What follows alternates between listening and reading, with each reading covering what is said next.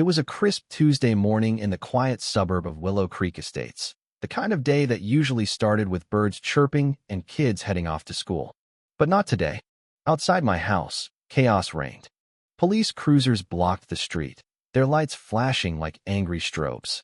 An ambulance idled nearby, paramedics wrestling with a wild-eyed woman strapped to a gurney. She was thrashing and screaming obscenities, her face twisted in rage as they secured her arms. That woman was Karen Whitaker, the iron-fisted president of our homeowners association, and this was the explosive end to a nightmare that had been building for months. My name is Mike Thompson.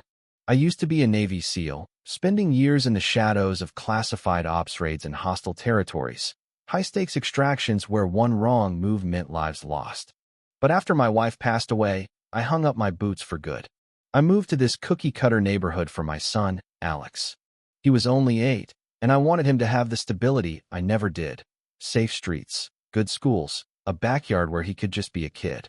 Trading covert missions for mowing the lawn and attending PTA meetings felt like a fair deal at first.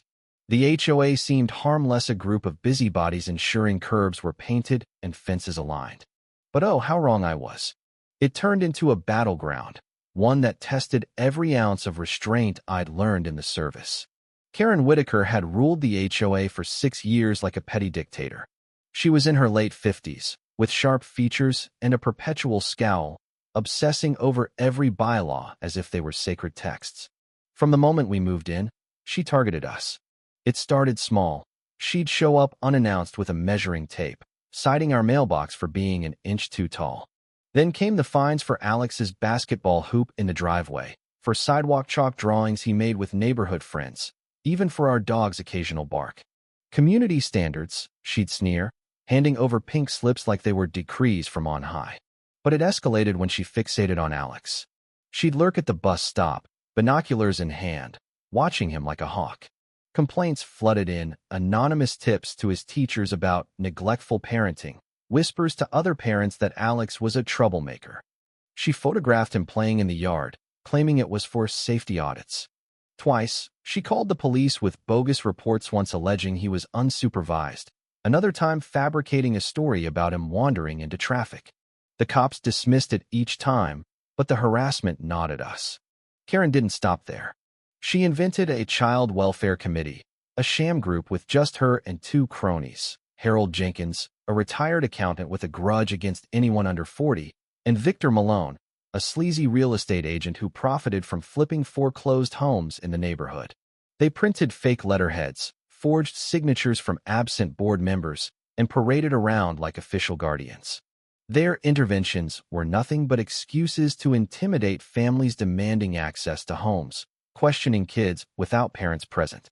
It was controversial as hell. Some neighbors whispered it bordered on vigilante overreach, while others, cowed by fines, stayed silent. Karen's peak madness came when she cornered Alex at the playground, hissing that his father was unfit and that he didn't belong in a decent community like ours. Hearing that from Alex broke something in me. No more playing nice. The boiling point hit on that fateful morning. I was inside making breakfast when I heard Alex's terrified scream from the driveway. Dropping everything, I bolted out the door. There was Karen, her grip like a vice on Alex's arm, dragging him toward her idling SUV. "This is a protective intervention," she barked, her voice shrill with self-righteous fury. "The committee has deemed this necessary for the child's welfare." Alex was kicking and crying, his small frame no match for her determination. Harold and Victor flanked her, trying to block my path. "Stay back, Thompson," Harold growled, puffing out his chest like he was tough. "This is official business." But I wasn't about to let them take my boy. Years of training kicked in minimal force, maximum efficiency. I sidestepped Harold's clumsy lunge, twisting his arm just enough to dislocate his shoulder with a sickening pop. He crumpled, howling. Victor came at me next, swinging wildly. A quick wrist lock sent him to the ground, clutching his fractured forearm. Karen, undeterred, shoved Alex harder toward the car. He bit her hand in desperation, drawing blood, and she yelped, lunging back at him with feral rage. That's when I intervened. Grabbing her extended arm, I applied pressure, a controlled dislocation of her elbow. She screamed, collapsing as Alex scrambled free and ran to me. The whole thing lasted seconds, but it felt like an eternity. Neighbors had doorbell cams rolling. The footage captured every damning moment. Sirens wailed in the distance, summoned by a frantic call from across the street. Officer Ramirez arrived first, his face stern as he surveyed the scene. Two men groaning on the pavement, Karen writhing and accusing me of assault. He attacked us. We're protecting that child from an unfit parent, she wailed, even as paramedics loaded her up. I stayed calm, explaining it all: the attempted kidnapping, the fake committee, the months of torment. Ramirez listened, then demanded proof from Karen. She fumbled, producing crumpled papers that were laughably forged, signatures in her own handwriting, no official stamps. The investigation unraveled her web fast. Turns out, this wasn't isolated. Karen had impersonated child services officials before, scaring other families into compliance or even moving out. She'd orchestrated insurance scams, filing false claims on vandalism to pocket payouts. And the committee? A total fabrication, used to terrorize parents who dared challenge her rule. Doorbell footage sealed it, clear as day, showing her aggressive grab on Alex, the men's attempts to restrain me, and my defensive moves. No excessive force, just a father protecting his son. But it sparked controversy. Online forums exploded with debates. Was I a hero or a vigilante? Did HOA power go too far, or was self-defense justified against such overreach? Some called it assault on community leaders. Others hailed it as a stand against tyranny in suburbia. The fallout was swift. An emergency HOA meeting drew a packed crowd, voices raised in outrage. Stories poured out, families intimidated into silence, kids traumatized by her welfare checks. The vote to oust Karen was unanimous. Harold, humiliated and facing charges, resigned and sold his house within weeks, vanishing to parts unknown. Victor slunk away into early retirement, his real estate license under scrutiny.